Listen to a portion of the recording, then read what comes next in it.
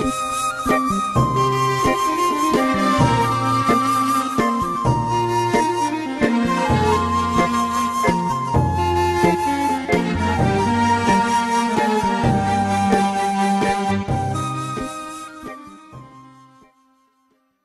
خوای بەخشندە و میێرەبان بینەرانی خۆشەویستی کەناڵی یاسمانی پەیام من عیمران ئەمیر خۆشحاڵم لە ئاڵلقەیەکی نوێی بەرنامەی پەیامی تۆ بە ئێوەی خۆشەویست شاد بوومەوە. ئەمڕۆ لە شاری هەولێرم و دەمەوێت بەرنامەیەکتان بۆ بکەم سەبارەت بە هەموو ئۆتۆمبیلانەی کە ئێستا لەو شەقامە تێدەپەڕن. بێگومان هەموو ئۆتۆمبیلانە پێویستیان بە بەنزینە و لە ناکاو نرخی بەنزین بەرز بۆتەوە. بۆیە دەمەوێت لە شۆفێران بپرسم ئاخۆ بەرزبوونەوەی نرخی بەنزین بۆچی دەگەڕێنەوە؟ ئایا هیچ دەپێچینەوەیەک هەیە لە هەرێمی کوردستان و ئەوان داواکاریان چیە لە حکوومەتی هەرێمی کوردستان سەبارەت بە بەرزبوونەوەی نرخی بەنزین؟ ئەم پرسیارانە و چەندین پرسیاریتر تایبەت بە ژیانی شۆفێران لێیان دەپرسین. من دەپرسم و ئێوەش بینەری بەرنامەکەمان بن ئاخۆ بزانین ئەم بەنزینە بۆچی ئاوا بەرز بۆتەوە. فەرموون لەگەڵماندا بن.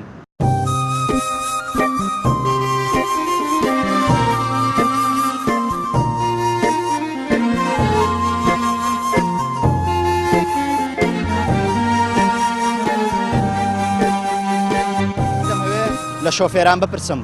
ئاخۆ بەرزبوونەوەی نرخی بەنزین بۆچی دەگەڕێنەوە؟ ئایا هیچ دەپێچینەوەیەک هەیە لە هەرێمی کوردستان؟ بەنزیخانەکان زیاتر هی مەسوولەکانە و بە کەیف خۆیان گران دەکەن هەرزان دەکەن بەس تازە هەربژاردن خلاص هەرزان نابێت. باوەڕم پێ بکەن لە بەیانیەوە 7,000 ئیش کردووە بایی 25,000 جواب بەنزین تێ یەکەم لەو قەناعەتیانی بخوا ڕزقیش دەدا بەڵام لەو قەناعەتیانی مایەکەش دەرکاتەوە. فەرمووم لە سبەینەوە 12,000 ئیش کردیا 10,000 بە بەنزیندا 2,000 دەمینێتێ. ماوە چۆنی حاڵە حواڵەت؟ وابیەوەی خوا سەلامەتەکە یاخوا بە خێراتی کەناڵگەیشتانە. سپاسان دەکەم یاخوا هەر باش بێ. حاڵە چۆنە لەگەڵ ئەو بەنزینە ئێستاکە؟ قورئان بەنزین ئەڵێن گران بووە بەڵام ئەمڕۆ من چووم بۆ مەعاش لە مەخمورۆ پیا هاتووم لە زورک لامدا بە 735 بوو هاتمە خواردەوە بە 45 بوو هاتم ناتر بە 6 بوو ناو هەولێر ئێتا نەمکرد هاتمە ئەمەی سێماختی ئەمە لێرا بەس 25. باشە بەجددی ینی 935 725 زۆر نییە بۆ تۆ چی بکەین مەجبوری بە 50 بێ بێتێک چیەکەی کارە بەدەست خۆ ئەمە دەستی کردی مەدەستیم توجارانەیە کاکە بەرزنزمی پێکەن بازار ئازادە ئەوەی مەسەلەکە خۆ هیچ سانسۆرێک نییە بە کەیفی خۆیان هەر چۆنێکیان بێت بۆی لێکەن خۆیانە ئێستا منم فاسم پێ بە کەیفی خۆمە نەفەسوارەکەم نەفەر داوەزێنم بە دەناڕمە پێدەڕم ئەوە ینی یاری بە ژیانی خەڵکەکەن محاسبە وایە ئەنە ڕۆژێ بەرز و ڕۆژێ نزم ئەمە چۆنێک کاک خۆبانێک و سێوانی. باش لە کاتێک ئێمە لەسەر ینی بەنزینە ژین لەسەر بەحرە ژینە لەسەر بەحری نەوت و بەنزین هیچ کامیان بۆ حاڵماناوە باسەگەر بۆ مەدەنی نەبێ بۆ عسکەری نەبێ بۆ ئەی نەبێ ئەی بۆ کێبی خۆ برامە شتێکی زای مە چییە؟ باشە تۆ پێ دوایە ینی هۆکارەکەی چییە ئەوە بەنزین نرخی بەرز بۆتەوە؟ قانون هەبێ نابێ ئەو بەرزنزمی ئاوا بێ بەڵام ئەمڕۆ توجارەکانی خۆیان بێزەمین کات کەم حاسەبە نەبوو ڕەخابە نەبوو هەرکێ بۆ خۆی و یعنی ئەوە پاشاگەردانی نابێ یاری بە ژیانی و خەڵکەکەن ژیانی ئەو تۆ تازە بەچەنە بەنزین تێکردی ینی تۆ بەخوای تا نادەم هەق ساواگەی چنەکە فولم کرد بەشی 3 ڕۆژەکە باشە داواکاری چییە لە دەسەڵاتداران یان وەکو خۆ دوتەنی لەو بازرگانانە؟ کارم خۆم لە دەسەڵاتە هەم داواکارم محاسبە هەبێ لێپرسینەوە هەبێ هەموو شتێ هەبێ بە یاسا بە قانون و بە حەقی خۆی نەک هەرکی و هەڵتە یاری بە خەڵکا بە فەقیر بدامەوە. تۆ ڕۆژانە ئیشی تەکسی دەکەی وانە؟ بەڵێژان بگومان ئێوە لە خەڵکی زیاتریشتان بە بەنزین دەبێت بەم نرخەیە هیچ بۆتان دەردێنێت نرخی بەنزین ئێستاکە چۆنە؟ واللهی نرخی بەنزینی بەڕاستی زۆر گرانە. باش ئێوە داواکاریتان چیە و کوساق تەکسیەکان دەتەنەوێت چی بێت؟ داواکاریمانەوە هەیە لۆمان هەرزانکەن و زۆر گرانە بە 750 بەڕاستی لۆمان دەرناین ئێمە شەڕۆژ دەسوڕێنەوە حقی لۆمە هەرزان بیل و سایق تەکسیان هەیە فەقیرە کرێتیە نیتی جۆری بەنزینەکەی چۆنیان جگەلەوەی کە نرخەکەی بەرزە خەڵکیش گلەوە دەکات دەڵ نرخەکەشی ینی جۆری بەنزینەکەش باش نییە جۆرەکەی چۆنە بەگشتی؟ بەزینەکە بڕک لێ دەداتن ئارێوەڵە بەس ئەگەر هەلوشمە هەرزانکە هەمە منونی هەلومام بکەنە 500 کۆبۆل مام دەنێ وشی چەند جارە بیتن بەڕاستی ئەمە چکە دایم دەگەڕێن لۆمان دەرنانیتن خەرک لەی دەکاتن خەرەکەی نیتی فەقیرە بەڕاستی لۆمان هەرزان کە زۆر باشترا ڕۆژانە چەند ئیشەکەی و چەند بۆ بنزینە وەڵام ڕۆژانەت بای دە 15 تێ دەکەم و بای بنزینەکە زاوێ ئیش دەکەم زیاترە کەمترا کەمی ئیش دەکەیت ئەوە هەڵەندی ئیشەکەش هاڵە نییە بخۆ دەزانین مەعاژ نییە و ئەوە نییە و خەرک گلەی دەکا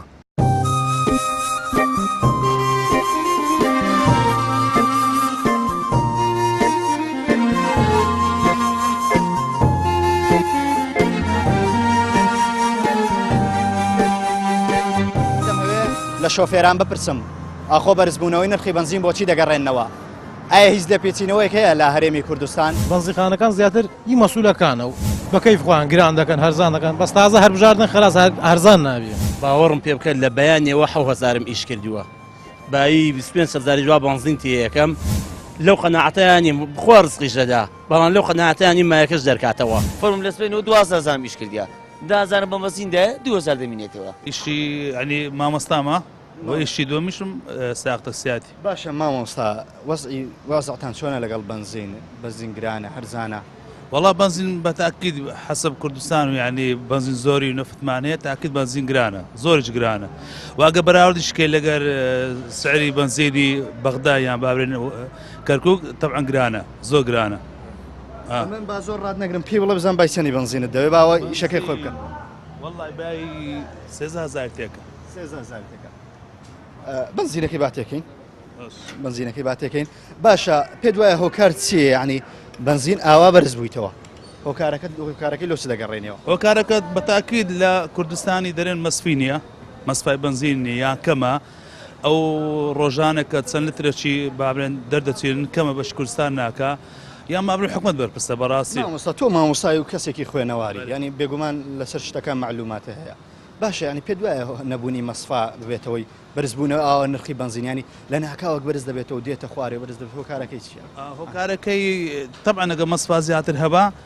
زیاتر بابرێن بنزین ئەو کاتی داتە بازار کەمتر گرانتر دەبوو بەس لۆ مەسفامانە پرسیارە سەرچەکاوێ لۆ مەسفامانە لۆ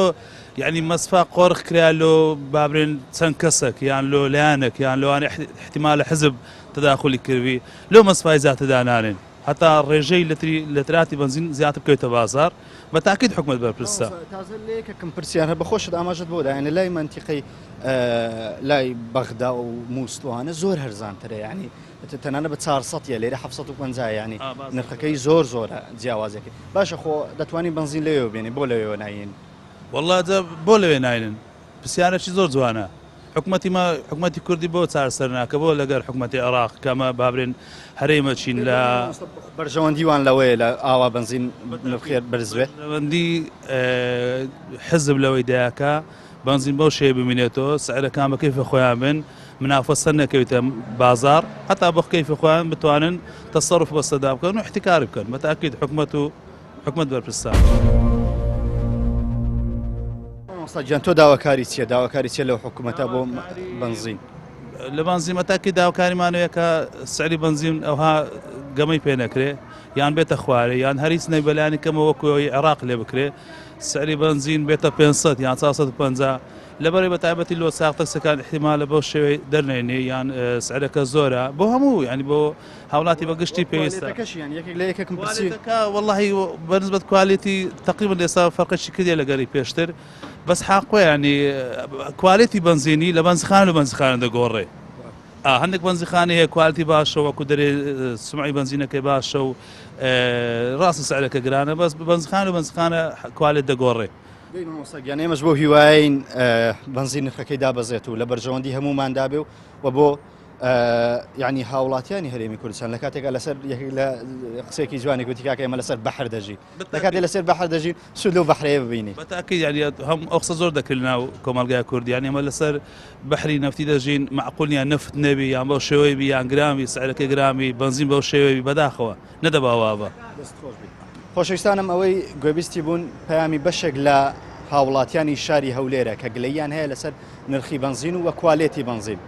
ئێستا کە ئێمە ئیشمان بە بنزینە و بەردەوام ئیشمان بە بنزین دەبێت هێشتان باسی نەوتیش نهاتوە و بەرنمەیەکتان بۆ بکەم لەسەر نەبوونی نەوت و گرانی نرخی نەوت لەوێش بەیەوە شا دەبمەوە دڵنیام چووکەوە حکوومەتەیە شتێک ناکە کە لە بەرژەوەندی هاوڵاتیانی خۆی دابێ بەڵام من لێرەوە دەڵێم بەو هیوایم ڕۆژێنێم ئاوا بەو شێوازە بەرنامەتان لەسەر نەوت و لەسەر نەبوونی نەوت بۆ بکەم هاوڵاتی زیاترتان بۆ دەدوێنم لەگەڵمان بن لەسەر گرانی نرخی بنزین ئاخۆ کوالێتی بنزین چۆنە لە شاری هەولێر فەرمونون لەگەڵماندا بن.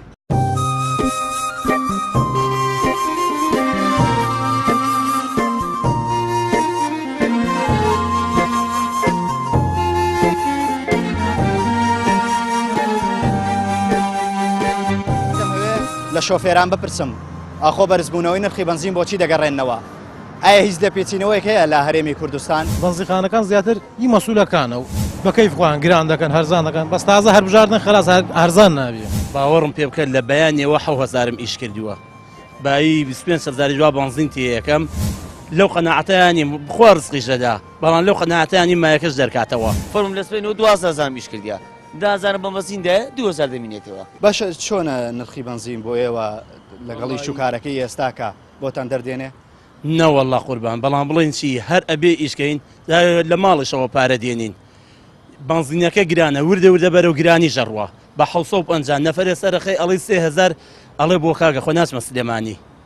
ئەگە 3000کەشی لێوەرنەگری بۆ تۆش دەر ناچێ ئەگەر بنزین گران بێت لەسەر هەموو خەڵک گرانە بێ نەک هەر تەنیا لەسەر سایق تەکسی باشە ینی بەجددی ئێستاکە هەستان بەوە کردووە کە بۆتان دەرنایەنێ بە مساعرەیەگەر ئیشکەن و ئیش و بنزینش بە 750 بێت ینی چۆن بۆتان دەردێنێ باوەڕم پێ بکەن لە بەیانێەوە 1000 ئیش کردووە بایی 25 جواب بنزین تێ یەکەم لەو قەناعەتیانی بخوا ڕزقیش دەدا بەڵام لەو قەناعەتیانی مایەکەش دەرکاتەوە جا هیوادارین بنزینمان بۆ بکەنە کۆبوون بە 500 تێکێن تەکسی جۆری بنزینەکەی چۆنە یان جگەلەوە کە نرخەکەی بەرزە جۆرەکەی چۆنە تاکو بڵێ خراپە خراپیشە یعنی ناوێری پیلێدەی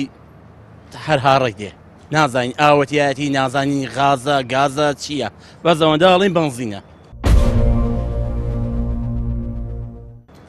ئینا نازانین باش ئێوە داواکاریتان چییە وەکو ساق تەکسیکە وەکو هاوڵاتیگە هەر هاوڵاتێک سارەیە بێ بێگوما و کوتوتنی ئیشی بە بنزینە بێ داواکاریتان چییە واللهی داواکاریمان ئەوەیە بنزینمان بۆ هەرزانکەن ببێتە کۆبوون بۆ تەکسی 500 دینار بۆ سارەی خصوصی با 600 بێ چونکە خصوصیەکە هەموو کات ئیشی نییە بۆ ناو بازار بێ یان شتێک بەس تەکسیەکە معدل لە ناو بازارڕە با 500 بێ پێ دوای هۆکار چییە کە نرخی بنزین ئەوە بەرز بۆتەوە دەبێ هۆکارەکەی چی بێت ینی واللهی ئەوان خۆیان نەزانن هۆکار چییە ئێمە بەزەوە نازانێ بە پارەی زیاتر دەین بەس ئەوەندە ئەزانین دەستە خۆش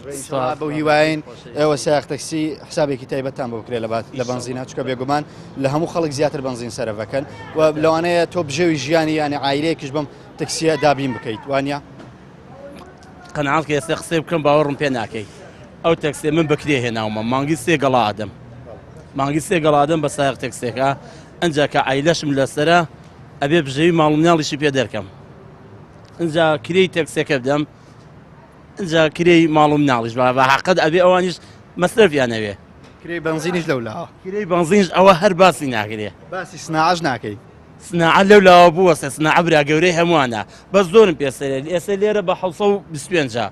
لە بانزخانەیەکی تر بە 750 لە شوێنێکی تر بە 650 نازانین ئەمە هۆکارەکەی چییە باش ئەوانەی کە بە 650 بنزینەکەیان چۆنە کوالێتی بنزینەکەیان ینی تۆ تێت کردووە تاقیت کردوێتەوە باوەڕم پێ بکە لە هەمویان بنزین تێکردووە هەمووی وەکو یەکە هەر هەمووی وەکو یەکە من زیاتر ئەچمە سلێمانیش یانی تاقیم کردوێتەوە لە هەورازدا هەموو شتێک لێدانی هەر هەیە لە تەختی لێدانی هەیە 750کەش وەک 650کە لە لای من وەکو یەک شتە نرخەکەی بەرزەوەی یەک دوو خراپە کوالێتەکەی باش نییە زۆر باش نیە ناوەڵە ئیش نییە ئەوە سێ ینی ئیش نییە کوالێت نرخ ینی هەر هەمووی پێویستە بە پارە ئارێ وەڵە بالفعل وەڵا نییە باشە هۆکار چییە نرخی بنزینەوە بەرز بۆت وەڵی برێم چ کەس تێناگە هەر کەسە بەخۆی ساعیبە هەر کەسە بەخۆی ڕدین سپیا بڕۆیسە لە خوارێکە 750 لێرانە 725 کەس تێناگە برێم چیانی باشە ینی تۆ ساق تەکسێک بۆ دەردێنی بە 750 بنزین تێ بکەیت وەڵی دەرناینی بە چارم ناچارە چ بکەم فەرم لە سبەینەوە 12000 ئیش کردیا 10000 بە مەزیندە 2000 دەمینێتەوە ئێ 2000 بکەمە مەسروف بکەمە چیان يعني ئەو ساعت بنزیخانەیش ئارێ وەڵا ئەو ڕووخاستەوە میش کردیا ئەڵە برای تو لە ساعت 8 لە دەری و 12 میش کردیا دازای دێدەمەوە تا باشە ژیان ئاوا بڕێوە دەچێت ناوەڵا خێزانداری بەڵێ ئا باش ئەی بژێویەوە چیت بۆوان کردووە وەڵی برێم چیانی ئەوە دەژین ئەگەر ئێستا بنزینەکە بە 500 باە تۆ 5,000 دەبردەوە ماڵە لەو 10,000 ینی 7,000 دەبردەوە ماڵە دەیکردنیوەی پارێکە بەڵکو زیاتریش ینی ئەو کات لە بەرژەوەندیەوە نەبوو وەرە وەڵا برێم چیانی چێ خەم لێەوە خوا کەس حکومەتمان هەیە بێ ساعیبی نا حکومەتوان نییە ئەگەر حکومەتان هەبە ئەوها نەدەبووین ڕۆژانە نرخی بنزین بەرز و نزمی بەسەردادێت ئارێ وڵا بەرز دەبی نزم دەبی بەکەیف خۆیتە نارێم ساعبمان نییە نا وەکو ساعبمان نییە داواکاری چییە؟ وڵی داواکاریم لە حکوومەتی هەرێمەکە کە چارێ یعنی چاوەکی بەو خەڵکی دابخشێنی و یعنی نەک بەزین ئێستا عالی هەموو شتە گران بۆ هەفتەیە مەسەلە چێ تێ ناگەم شتومەکی ماڵێ و ئەرزاقم هەموو شتە گران بووە لە چ دەپێسی ئارێ باشە تۆکو گەنجێک گەگەر بێت و بۆ دەرنێنێ ناچاری چی بکەی یانی چیەکەی لە تەکسیشەکە بۆ دەرنێنا وڵی ناچارم ئەگەر هەنە لە بۆم دەنێستم دەفرۆشم و وردە دەخۆم دەچکەمەدی ئەویش چەند ساڵێکە ساڵێکە و خلاص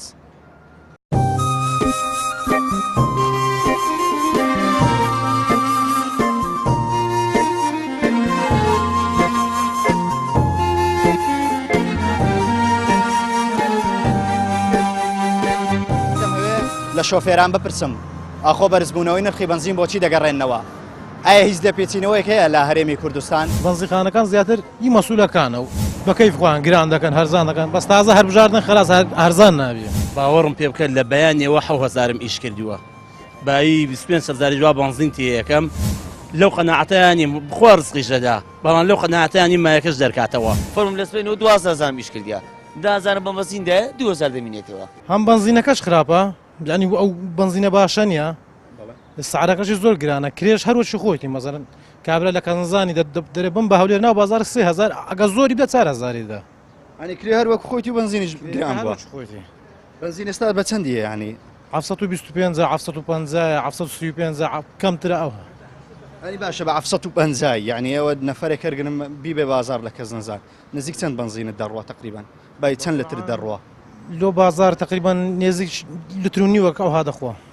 ینی بە تقریبان 1500 تو مەصرفدا بەزی بنزینی بەس بنزین باشە ئاوا بۆتان دەردێنی بنزین بۆ سعرەیە بێت بەقورعان دەرنانی بەزەوە سێ دەرێ شەڕ لە بەتاری باشترە باشە پێت وایە هۆکار چییە نرخی بنزین ئاوا بەرز بوویتەوە وڵی هۆکارەکەی چیە هۆکارەکەی هەموو کەس زانی هۆکار چیە لە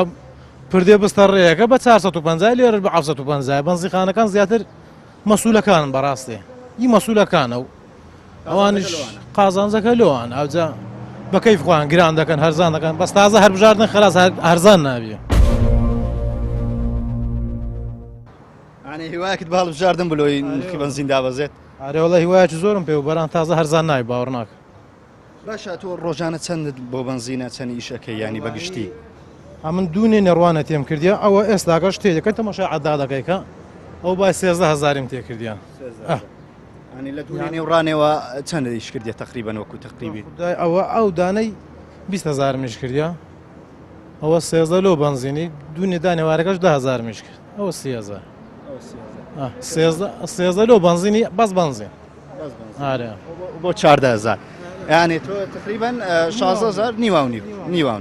باشە داواکاری چیە تۆ وەکو سایق تەکسیە وەکو کەسێکە لەوانەیە بژێوی ژیانێ بەو تەکسیە دابی بکەی داواکاری چییە؟ واللهی داوا دەکەم سەرۆکی حکوومەت ینی بەڕاستی چاوەک هەر نابی کاتە کۆبوون لۆ سایق تەکسیان بنزینەکەی هەرزان لەو خەڵکە بخۆ ناوەت خەرک بە خۆ دەزانی معاشەکە وەکو پێویست نییە و بنزینەکەش گران بیتن ژیان زەحمەت دەبێ کادا زۆر زەحمەت بووە نەک زەحمەت دەبێ